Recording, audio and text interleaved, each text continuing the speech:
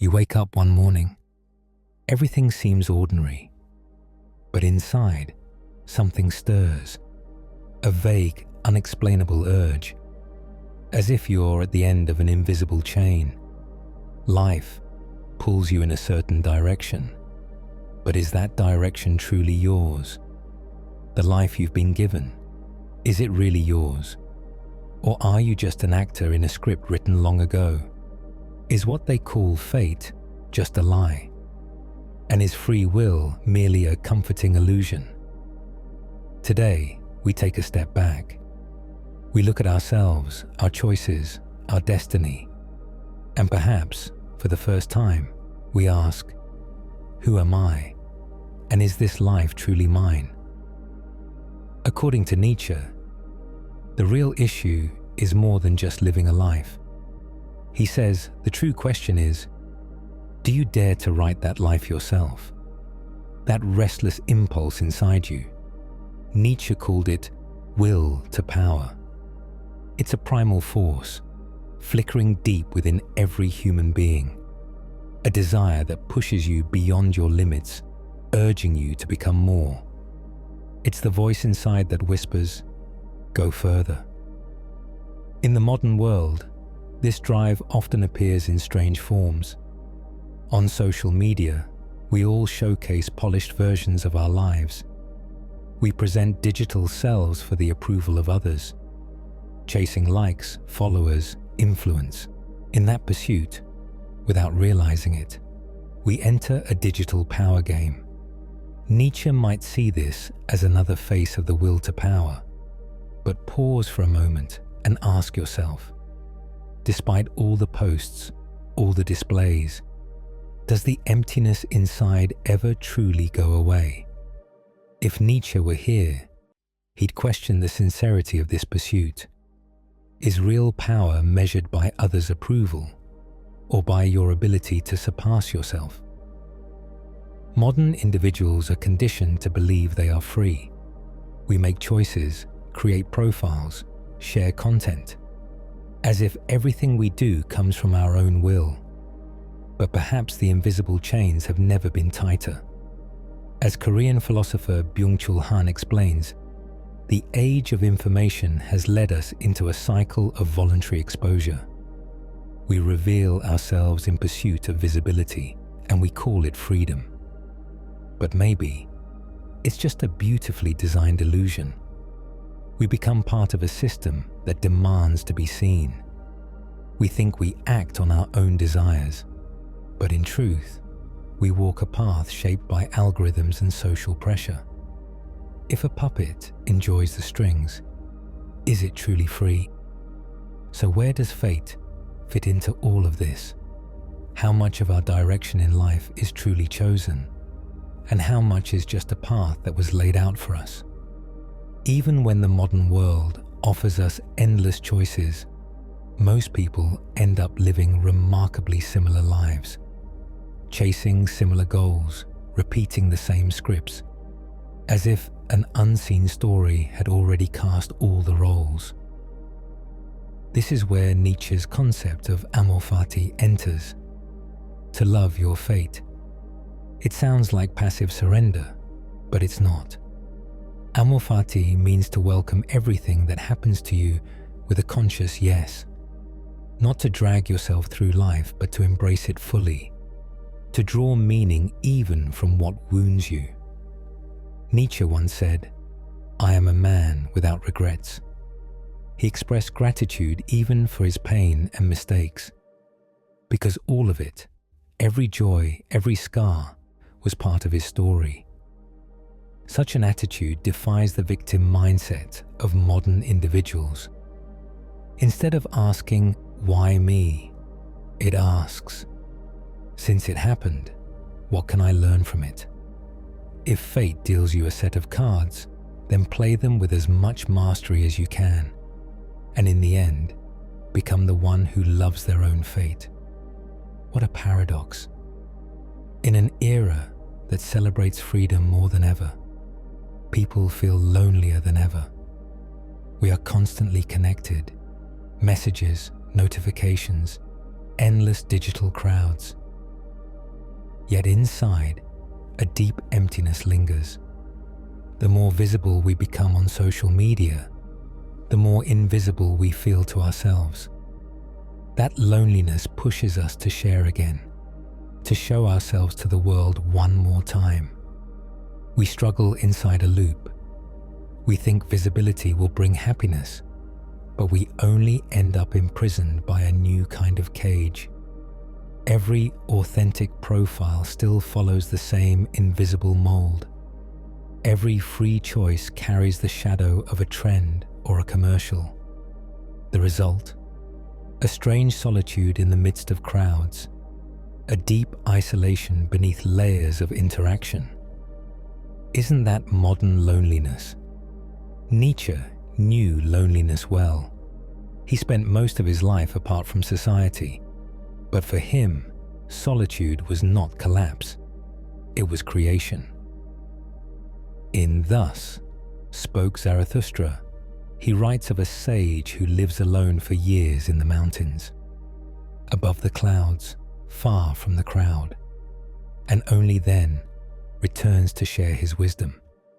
To Nietzsche, one can only become themselves when they distance from the herd and listen to the voice within. But the modern human avoids that silence. We put on headphones, blend into noise, just to escape from our own thoughts. Yet it's only in a dark room or on the peak of a mountain that you will finally hear the storm inside you. Frightening, yes, but Nietzsche might say, it is in your deepest solitude that you meet yourself. Loneliness hurts. It weighs on the chest like a heavy shadow. But without deep pain, there is no deep strength. That terrifying goddess called solitude, she may be the midwife of your higher self. And speaking of the higher self, Nietzsche's concept of the Übermensch, the overman, is one of his most misunderstood ideas. It's not about race, not about being physically superior. It's about transcending yourself, becoming the one who creates their own values. Nietzsche asks, man is something to be overcome. What have you done to overcome him? This question still echoes today, but modern people are so comfortable, so deeply wrapped in habits, that we barely remember what overcoming means. Nietzsche warned of the last man, a person who avoids risk, follows the herd, lives for comfort, knows neither joy nor pain. In contrast, the Übermensch is not an ideology, it's a calling. A call to rise through meaninglessness, through numbness, through obedience. To create something new. Think about it. Instead of saying everyone does this, what if you asked, what is meaningful to me? Instead of repeating paths, you carve one, even in the dark. You may never fully become the overman, but walking toward that horizon is already a rebellion against ease, against blind tradition, against that's just how life is. And yes, the cost is often loneliness, misunderstanding, being different. But Nietzsche asks, is the goal of humanity to live comfortably or to take hold of life with creative force? It's a question that demands courage. So now, turn inward. Are you really living your own life? Or are you being pulled from place to place? Do you choose your values? Or are you clinging to ones that were handed to you? The identity you build online, does it reflect your essence? Or is it a mask of the ideal self you quietly reject? These questions have no easy answers, but Nietzsche's message lies in the asking itself. Becoming aware is the first step. Seeing the invisible chains, asking if you're truly in the writer's seat of your own life. Then comes the second step. Stop spending your energy on tiny, shallow victories. Redirect that power towards something real, something only you can create. Own your story. Believe in fate or randomness. It doesn't matter. What matters is that you write your lines with conscious intent. Perhaps, in the end, we must accept this. We don't have total control, but we're not powerless either. Fate deals the cards. We still play the game. Nietzsche says, "Look life in the face and love it as it is." That is amor fati. That is no longer being the actor, but becoming the writer. Not memorizing a role, but breathing life into it. And if you can one day say, "Yes, I wanted this too," even to your deepest pain, then no chain can truly bind you. You don't need to hold the strings of life. You can become the dance itself. Let's end with a thought experiment. What if a demon appeared and told you that you must relive your life over and over for eternity? Nietzsche called this eternal recurrence. Would that idea fill you with dread, or would it light something inside you? This is the test, not just of free will, but of a free soul. Live your life in such a way that you would be willing to live it again. Say yes to every moment, because the only life that truly belongs to you is the one you are living now. Now the stage is yours, and so is the director's chair. Nietzsche's voice echoes from a distance. Be yourself, he says.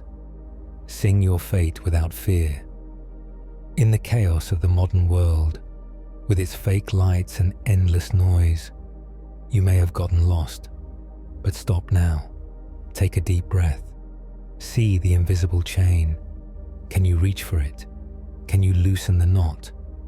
Feel your power. Gather your will. Don't be afraid to take responsibility for your life. Climb out of your loneliness. Rise from your darkness. The summit may be cold and empty, but the view from up there is breathtaking. And when you look back from that peak, as someone who carved their own path, you might feel, for the first time, that you are truly alive. So ask yourself, is this life really yours? And if not, are you ready to make it your own? Will you stop drifting with the wind and start charting your own course? It's not where fate takes you that matters. It's where you take your fate. Now is the moment to pick up the pen. Write your own story before someone else does. Because as Nietzsche implies, the question is not whether you live a life, but who is writing it. And to answer that question, you must stop looking at others and finally face the mirror. Now it's your turn. Who are you? And is your life truly yours?